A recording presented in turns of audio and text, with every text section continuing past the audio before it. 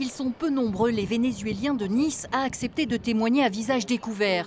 Cet infirmier est un des rares qui l'accepte et nous explique pourquoi. Quand j'ai été contacté pour témoigner, j'ai aussi appelé les connaissances que j'ai ici.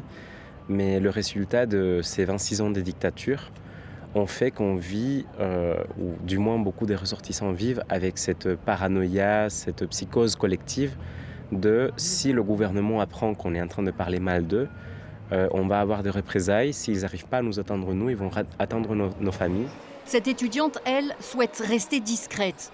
Comme Arturo, elle se souvient précisément de son sentiment quand l'enlèvement du président Maduro par les États-Unis a commencé. J'étais chez moi, je venais de me lever. C'est terrifiant. C'est des bombes quand même, on ne sait pas d'où elles viennent. Les enjeux politiques, c'est après qu'on se les pose.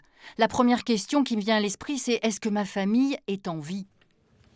Puis c'est une forme de soulagement lorsque Donald Trump annonce la capture du couple présidentiel.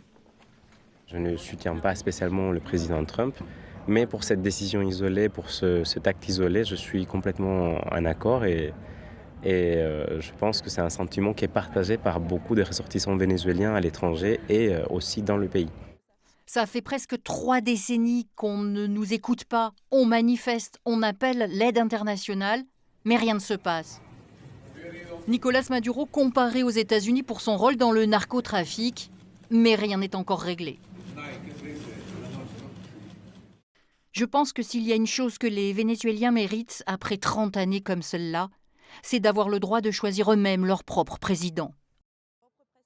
Je sais qu'il ne sera pas jugé pour tous les crimes qu'il a pu commettre lors de ces 13 années dans le pouvoir. Déjà, s'il arrive à avoir une perpétuité, c'est très bien. C'est exactement ce qu'on attend.